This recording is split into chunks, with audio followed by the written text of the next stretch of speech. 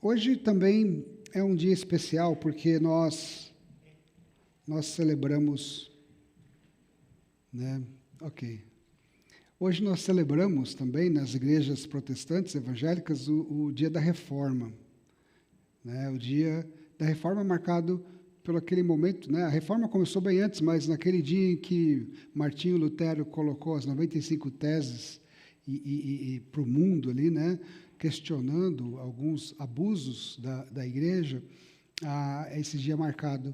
Isso aconteceu 505 anos atrás. Eu não vou me estender muito nessa conversa, porque no culto de inglês nós tivemos antes, nós já conversamos, ouvimos uma palavra sobre a reforma, mas quero só lembrar que a reforma trouxe algumas bases, né? Foi uma tentativa primeiro, de reconduzir a igreja para mais perto da palavra de Deus. E no meio reformado nós temos uma maneira de explicar o que a gente crê, o que a reforma, quais são as bandeiras da reforma, que são as 5 solas, né? Que são somente a Escritura, somente Cristo, somente a graça, somente a fé e somente para a glória de Deus. Tudo aquilo que fazemos, nós fazemos por meio de Cristo, pela fé, baseado na palavra de Deus, para glorificar a Deus. Que a gente possa trazer esse espírito, né, da reforma para as nossas vidas, que a gente possa ter esse amor pela palavra, confiar no sacrifício de Cristo e entender que é pela fé que estamos aqui. E para a nossa meditação de hoje, eu quero convidar vocês para estudar mais um capítulo de Mateus, porque se tem alguém que fez uma reforma nessa história da vida, foi Jesus.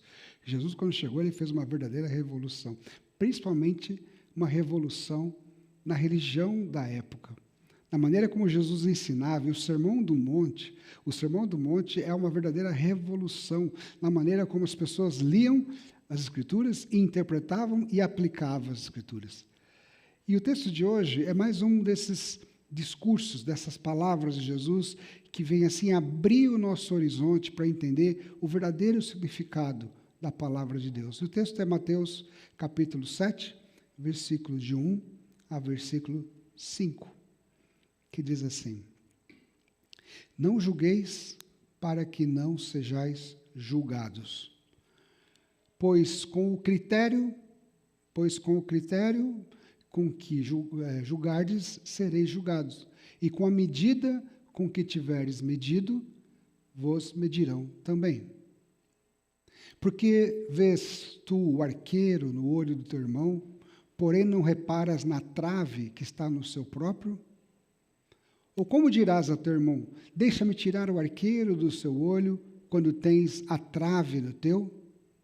Versículo 5, hipócritas, tira primeiro a trave do teu olho, e então verás claramente para tirar o arqueiro do olho do teu irmão. E aí ele continua. Esse texto, ele é uma paulada de Jesus na vida daqueles que têm o hábito de julgar os outros. Existe um velho ditado que diz assim: quem vê cara não vê coração. Mas quantas vezes nós não nos enganamos e julgamos mal quando nós olhamos para alguém e já tiramos conclusões sobre essas pessoas, antes mesmo de conhecer alguém? Ou reparamos no defeito uns dos outros, sem levar em consideração que nós também somos imperfeitos. Eu nunca me esqueço de uma circunstância que aconteceu comigo, na qual eu pré-julguei um colega de trabalho antes mesmo de conhecê-lo melhor. Alguém já havia me alertado que aquela pessoa era uma pessoa arrogante e individualista. E eu dei ouvidos para aquilo, e quando eu me encontrei e conheci aquela pessoa, eu já me aproximei, eu já me relacionei com ela com esse pressuposto de que aquilo que me disseram era verdade. E aquilo criou uma espécie de preconceito e distância. E cada vez que aquela pessoa falava algo, fazia alguma coisa, eu sempre tomava aquilo com uma certa desconfiança. Não, essa pessoa está fazendo isso porque ela quer agradar, ou eu sempre julgando com aquilo que ficou na minha cabeça. Entretanto, aos poucos, na medida que você vai trabalhando e conhecendo e vendo, eu fui me surpreendendo com aquela pessoa. E fui percebendo que ela não era tão arrogante assim, como tinham me falado. Pois inúmeras vezes eu ouvi aquela pessoa no ambiente de trabalho se desculpando por algo que não tinha feito direito. Outras vezes eu vi aquela pessoa ajudando outros a realizarem melhor o seu trabalho. E pouco a pouco eu fui notando que aquela pessoa era mais tímida do que as outras, apesar da timidez, ela fazia algumas coisas, e as pessoas estavam confundindo timidez com arrogância. Então eu percebi que quem estava completamente enganado era eu. Eu havia caído no erro da maioria dos seres humanos, que é julgar os outros com a minha própria ótica, com a minha própria justiça. E é exatamente isso que Jesus está acusando nesse Sermão do Monte. Jesus está acusando e, de maneira muito direta, ele está falando com um grupo de pessoas que estão ali na audiência, que nós já falamos deles das semanas passadas, que eram os religiosos, zelosos, chamados de fariseus, os escribas, que tinham esse hábito de julgar as pessoas com os óculos da sua própria justiça. O texto que lemos, como eu disse, é parte do Sermão do Monte. E nessa parte, Jesus ele vai direto ao ponto ao dizer: não julguem para que vocês não sejam julgados. Como disse, a audiência de Jesus era formada por uma multidão. Entretanto, no meio desta multidão, haviam grupos distintos em meio à multidão. E existia um grupo maior, a multidão, propriamente dita, de pessoas, formada por um povo que estava buscando em Jesus milagres, curas, alimentos, ou uma palavra de esperança. Existia um outro grupo, que era um grupo considerado pecadores, que eram as párias da sociedade, que eram já julgadas pelos religiosos como pecadores, porque eram publicanos, eram pessoas que tinham abandonado a religião, pessoas que não iam na sinagoga, pessoas que não frequentavam, mas que por alguma razão se sentiram atraídas para ouvir aquele rabino diferente. Existia também um grupo dos discípulos, aqueles que tinham sido chamados por Jesus, que estavam acompanhando Jesus, e existia um grupo de religiosos zelosos com a doutrina, com a religião, que estavam ali para tentar descobrir qual que era daquele mestre. Era um grupo que se considerava espiritualmente acima dos demais. E todos estão atentos, cada um com as suas perspectivas, com as suas expectativas, com os seus pressupostos. A maioria do povo esperando, como eu disse, um milagre, um sentido para a vida, os pecadores, uma palavra de esperança, os discípulos querendo aprender a viver como Jesus, e os religiosos esperando alguma oportunidade para acusar Jesus de que ele era um herege. Esses religiosos já haviam julgado as demais pessoas e condenado a todos, pois consideravam-se melhores do que os demais pecadores. E é nesse contexto que Jesus, com veemência, ele diz: não julguem para que vocês não sejam julgados. Por que Jesus diz isso? Será que ele está se posicionando contra a justiça? Não, Jesus não está se posicionando contra a justiça. Ele está falando sobre ele não está falando sobre deixarmos passar impune crimes cometidos na sociedade. Jesus está, na verdade, tocando em um dos principais pecados humanos do coração humano no meio religioso, que é o julgamento do coração do próximo.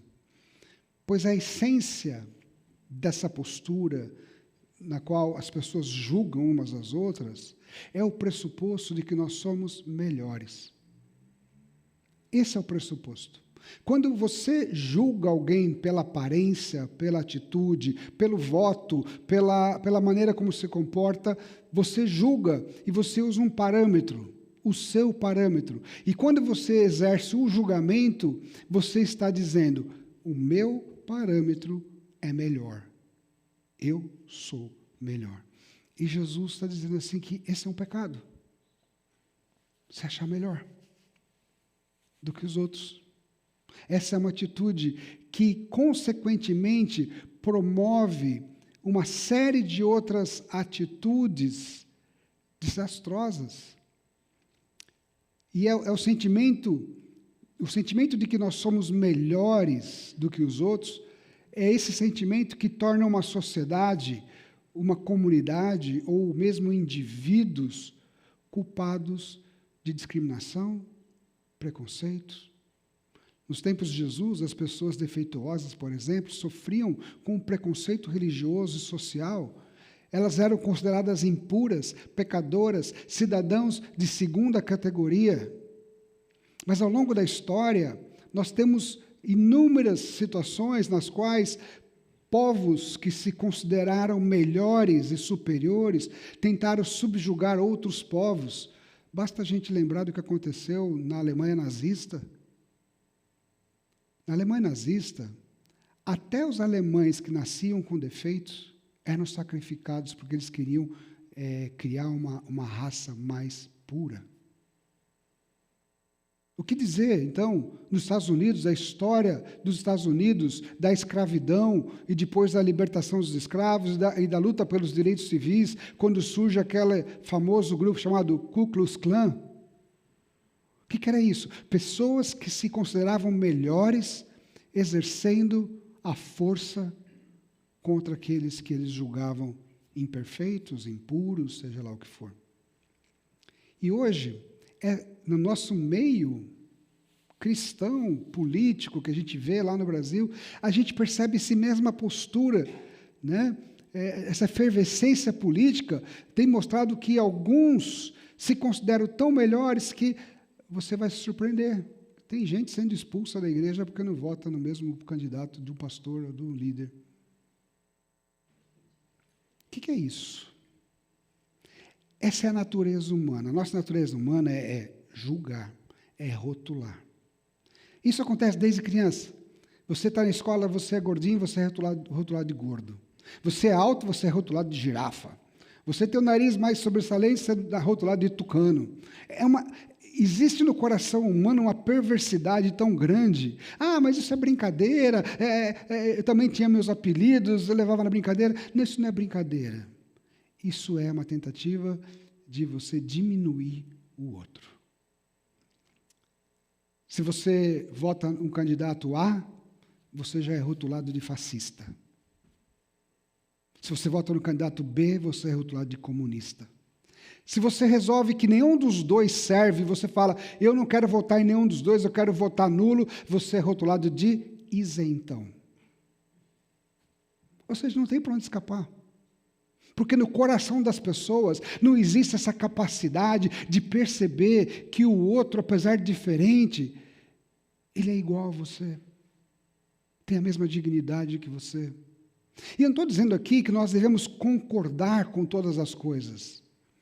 Eu não estou falando que não, eu tenho que concordar com A, com B, não estou dizendo isso. Eu estou dizendo isso que você tem o direito de ter a sua opinião, de achar que algo é errado, mas você não tem o direito de rotular e de julgar o outro de acordo com os óculos que você usa da sua religião. Por isso que Jesus diz, não julguem para que vocês não sejam julgados. Porque não é o nosso papel julgar. Quem que vai julgar? Deus. É Deus que julga os corações. É Deus que escrutina os corações e que não vê cara, mas vê o coração das pessoas. E Jesus, ele apresenta aqui algumas razões pelas quais nós não devemos julgar uns aos outros. Primeira razão, versículo 1. Nós não devemos julgar para também não sermos julgados. Para que vocês não sejam julgados, ele fala. Quando julgamos, exigimos do nosso próximo atitudes que são exigidas de nós. Pois da mesma forma, versículo 2, que vocês julgarem, vocês serão julgados. E a medida que vocês usarem, também será usada para medir vocês. E isso é um negócio que pega a gente. Porque você pode não concordar com uma certa atitude. Você pode achar que essa certa atitude é abominável contra Deus. Mas se você olhar no fundo do seu coração, na sua vida, você já escorregou mais de uma vez nessa mesma atitude.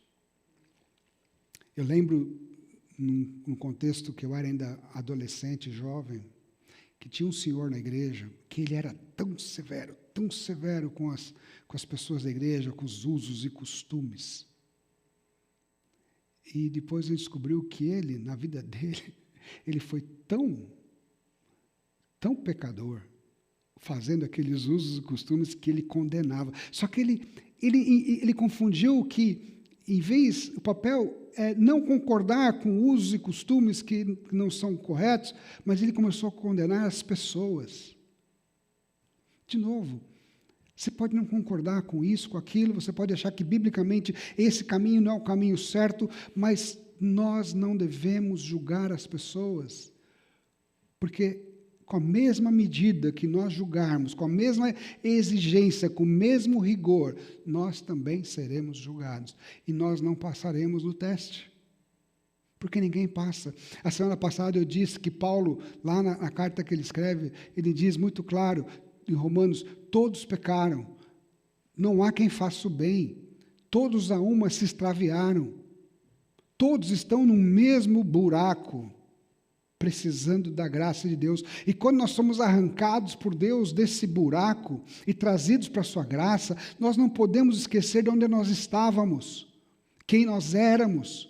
Porque quando você esquece quem você era, onde você estava, você começa a julgar os outros como se você nunca tivesse estado lá e nunca sido aquilo que você já foi. Segundo motivo, nós não devemos julgar porque nós não somos melhores do que os outros. Jesus fala assim, ó, por que você repara no cisco que está no olho do seu irmão e não se dá conta da viga que está no seu próprio olho? O que ele está dizendo? Olha, todo mundo tem um defeito. Todo mundo tem um problema. Todo mundo tem o seu espinho na carne. Todo mundo tem algo que não está legal. E aí, quando você que tem algo que não está legal, começa a julgar o outro que tem algo que não está legal, sabe o que você está fazendo? Você não está percebendo que na tua vida tem algo que não está legal. E Jesus fala, deixa-me tirar o cisco do teu olho. A pessoa fala, deixa-me tirar o cisco do seu olho, quando você tem uma viga no seu. O que ele está dizendo? Ele está dizendo assim, olha, ninguém está em condição, ninguém tem autoridade moral para julgar ninguém. Até porque a trave é maior do que o cisco. Com a trave do olho, a gente tem uma visão imperfeita das coisas. E está cheio de gente com trave no olho, enxergando de maneira equivocada. A nossa oração devia ser, Senhor, tem misericórdia de mim, não me julgue de acordo com os meus pecados. Todos somos pecadores e todos estamos desabilitados. Eu nunca esqueço daquela cena em que trouxeram para Jesus uma mulher que foi pega em adultério. E aquilo era uma cilada, porque se fossem seguir a lei de Moisés, que não poderia ser aplicada porque o Império Romano estava governando, deveriam trazer a mulher e o adúltero também. Não só a mulher, mas trouxeram só a mulher. E jogaram ela diante de Jesus e questionaram Jesus. O que você diz? A lei de Moisés diz que uma mulher como essa tem que ser apedrejada. E você, o que diz? Jesus não disse, não cumpra a lei. Ele falou isso? Ele falou, em outras palavras, cumpra a lei quem tem condições morais de cumprir. Porque ele diz, ok, atire a primeira pedra quem não tiver pecado. O que ele está dizendo? O que ele está dizendo? Ele está dizendo o seguinte, vocês não têm condição moral de julgar, de condenar e de executar essa pena espiritual. De novo, não estou falando aqui do sujeito que entrou numa loja, que assaltou e que matou e que foi preso, que vai ser julgado. Não é disso que eu estou falando. Eu estou falando desse julgamento espiritual que a gente faz, desse julgamento moral que a gente faz. De novo, eu não estou falando que você tem que concordar com coisas que você acha imoral, mas estou dizendo que nós não somos juízes das pessoas. Nós somos instrumentos da graça, se nós já fomos alcançados pela graça. Uma terceira razão que Jesus dá, e todas elas estão conectadas aqui. Eu estou seguindo aqui o texto bíblico, é que nós não devemos julgar para não nos tornarmos hipócritas. Hipócrita, Jesus fala, tira primeiro a viga do seu olho e então você verá claramente para tirar o cisco do olho do seu irmão. Quando nós julgamos alguém porque vive de um jeito que a gente não entende que não está certo, de novo, não estou falando que você precisa concordar, não estou falando que é concordar com o jeito que a pessoa vive, mas quando você julga essa pessoa, porque o julgamento discrimina, o julgamento separa, o julgamento coloca a pessoa para longe, o julgamento condena, e quando você faz isso, você põe para longe, você está indo na contramão daquilo que Jesus veio fazer. Porque Jesus veio fazer o quê? Ele veio buscar e salvar aquele que está longe, o que está perdido. Ele, que é o único que pode julgar, ele diz que ele não veio julgar. Em João 12:47, ele fala, se alguém ouve as minhas palavras e não lhes obedece, eu não julgo, pois não vim para julgar o mundo, mas para salvá-lo. Para salvá-lo. Haverá sim um dia em que todos nós prestaremos contas diante de Deus. E aí o justo juiz vai separar as ovelhas dos bodes, mas até lá, o que o justo juiz está oferecendo é a sua graça, para que todos aqueles que acolherem, que entenderem essa graça, esse amor que perdoa os pecados, possam se render a Cristo. E uma vez que nós somos alcançados, que nós entendemos, que nós reconhecemos que nós só estamos diante de Deus, louvando, adorando, porque nós somos alcançados por essa graça, que nós éramos pecadores, que nós estávamos perdidos, que essa graça seja abundante na nossa vida, de forma que ela possa transbordar e alcançar aqueles que nós, infelizmente, às vezes julgamos. Porque é interessante isso. Outro dia, ontem, eu estava conversando com a Andréia e com o Alejandro, sobre um famoso comediante que morreu há um tempo atrás, deixou um monte de filhos, e eles estavam brigando pela herança. Os filhos estão brigando pela herança do pai. Ele teve muitos casamentos, teve muitos filhos, e agora os filhos estão brigando pela herança. E a gente estava conversando sobre isso e chama a atenção. Pessoas que já são ricas, cheias de dinheiro, como elas têm uma tendência, às vezes, de querer mais, de ser miseráveis, de brigar por pouca coisa, porque se apegam. Ou seja, a riqueza que elas têm já não é suficiente. E, às vezes, eu acho que isso acontece com a gente. Nós somos tão abençoados, que a gente não se dá conta, e a gente, às vezes, se torna mesquinho, a gente quer mais para a gente, e a gente olha para aqueles que não têm, e a gente quer brigar, a gente quer condenar, a gente quer julgar, a gente não consegue ter um coração agradecido com tudo que a gente já tem. Olha a bênção que nos alcançou. Nós estávamos perdidos em nossos pecados. O salário do pecado é a morte, é a separação de Deus. Mas Cristo veio a esse mundo.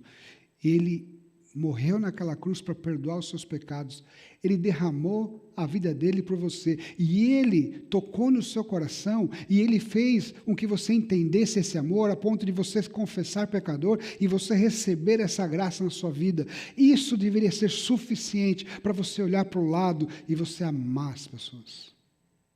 De novo, não estou dizendo que você tem que concordar com o que as pessoas fazem, mas amar as pessoas e não julgar as pessoas. Não estou dizendo que a gente não tem que denunciar o pecado, ou que a gente não tem que... mas uma coisa É o que a gente fala na teologia, né? Deus odeia o pecado, mas Ele ama o pecador. Isso faz total diferença. Às vezes o que eu vejo no meio cristão é o crente odeia o pecador, mas de uma certa maneira ama o pecado. Porque quando ele está julgando, quando ele está condenando, quando ele está odiando, quando ele está exercendo exalando essa violência verbal, ele está justamente pecando. Que possamos ser como Jesus, que odeia o pecado, mas que ama o pecador, porque nós somos pecadores alcançados por essa graça. Vamos orar? Obrigado, Senhor, pela Tua palavra, que ela possa fazer sentido no nosso coração. Nós, mais uma vez, oramos e intercedemos pelas nossas vidas, nossas famílias, nossa igreja, o nosso país. Que o Senhor permita que possamos viver dias de paz no nosso meio cristão e no nosso país. Em nome de Jesus. Amém.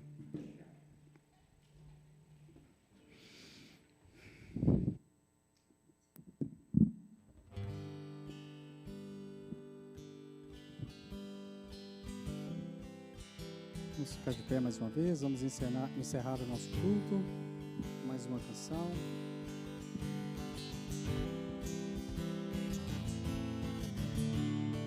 Ele exaltado, o Rei exaltado no céu, eu louvarei. Ele exaltado, para sempre exaltado, seu nome louvarei.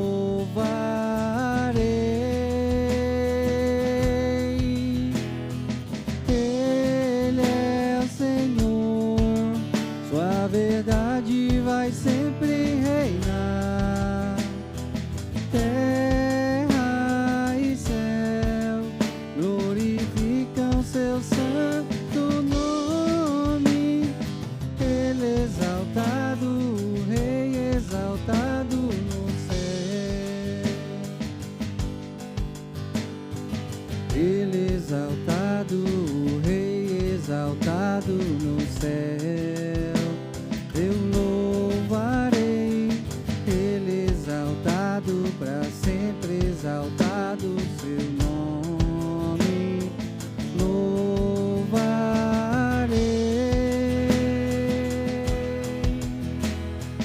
Ele é o Senhor, sua verdade vai sempre reinar. Terra e céu glorificam seu santo nome.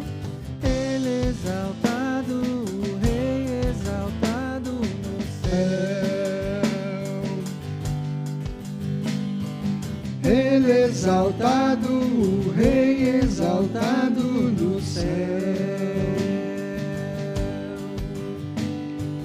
Ele exaltado, o Rei Exaltado no céu.